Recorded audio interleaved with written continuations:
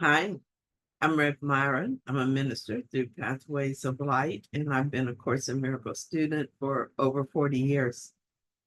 I'm going through the text again this year, asking Jesus to clarify for me, and then I'll write from that clarity. And that's what I'm sharing with you today. So let's get started. We're reading from A Course in Miracles, Chapter 12, Section 5, the Sane Curriculum. Today we're going to read paragraphs 3 and 4. Paragraph 3 tells us, you will never realize the utter uselessness of attack except by recognizing that your attack on yourself has no effects. For others do react to attack if they perceive it, and if you are trying to attack them, you will be unable to avoid interpreting this as reinforcement. The only place you can cancel out all reinforcement is in yourself. For you are always the first point of your attack. And if this has never been, it has no consequences. When I attack myself, I have always in the past projected that attack outward onto the situation or someone else. I do this less than I used to, but I still do it sometimes. The reason I was quick to project is that I believed in my own attack. I believed that I deserved attack, that I could hurt myself, and that I was vulnerable. Besides making myself miserable and possibly creating more problems, the result of this is that I reinforced the idea that attack is real and a solution. I cannot undo an attack by defending myself against someone else's attack, and I cannot undo an attack by finding solutions in the world. The world is an effect of attack, not the source of attack. The source of attack is always in my mind and nowhere else. So it is my mind that must be healed of the belief of attack as a possibility and as a viable solution to problems. Here's something I wrote about when I was still working. It's a good example of how I experienced an attack and how I worked through it. I used attack in my mind twice yesterday. First, one of my customers told me about my competitor coming by and trying to woo them away. I felt a twinge of concern that didn't get worse because he assured me they were not interested. The twinge was an attack, even if it never bloomed into something bigger. He then told me that a neighboring system, one of mine, did switch to my competitor. Okay, now the bloom is getting bigger, but not full-blown yet. I went to see that customer right away, and all this time I noticed the feelings of concern trying to grow into panic. I'm asking that my mind be healed of this desire to attack and defense. For instance, I would think of things that were done wrong with this customer and feel resentment toward our driver who once made a mistake in their delivery. I would think of all the many things I do for these guys to make their work easier and then feel resentment toward them. This is pretty typical ego thinking, but I notice each one and ask for the atonement. This is good stuff when viewed from the perspective of purpose. My purpose is to awaken, and I do that by undoing the ego in my mind. This situation is providing me with an opportunity to see what yet needs to be undone. These attack thoughts seem to be about the situation, but the situation is just an image I have made of the belief that I'm unworthy and sinful because I love God. That is the original attack and the ones that keep appearing as images in the world of my making. When I got there, I found out they had indeed agreed to go with the other company, but probably because my constant communication with spirit has kept me calm and not so self-absorbed, I'm able to talk them back to us. I never fell down that rabbit hole, just circled it some.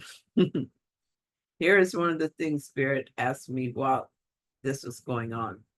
What are you defending? I could answer truthfully that was for defending the little self, and I could honestly say I didn't want to do that anymore. I want to know that there is no little self to defend. So you see, nothing happened. There were no effects, only on the illusion. I had another situation later that night that was more difficult. The competitor that was the problem earlier was at the same meeting as me. I had to face him for over an hour and look at my thoughts about him. As soon as I saw him, I asked the Holy Spirit to remind me of who he really is. It was tough going, but good practice. I woke up this morning feeling bad that I spent this time attacking, but I also realized I did much better than I would have even a short time ago. Now, and I have learned since not to allow guilt to enter into that situation. I'm not guilty for my thoughts. They just show up and I choose what to do with them, and then I learn from it. Each of those attacks began with me. I attacked myself and then I projected it outward. In both cases, it was only my mind that needed my attention. Yes, there were things to be done, but I could do them in peace and from love if I stopped the attack thoughts in my mind, especially in the first case. I felt like by the time I reached my customer, my mind was pretty clear. I said what needed to be said and did not project attack thoughts. I did not do a victory dance. My gratitude for the healing overflows. Later that night, I had an opportunity to do more work and peel that onion some more. I hope to be done with this soon.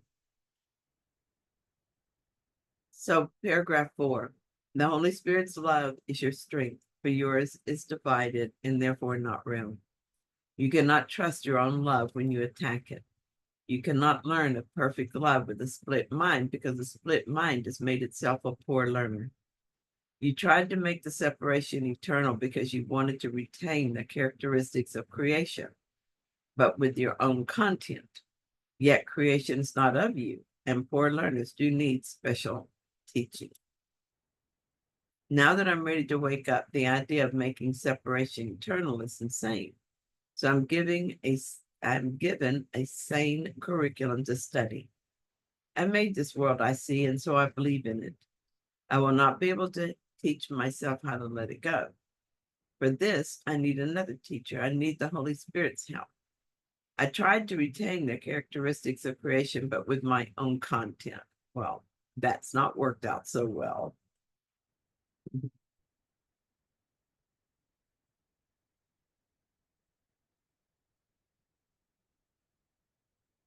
I need special teaching, and I'm ready for that.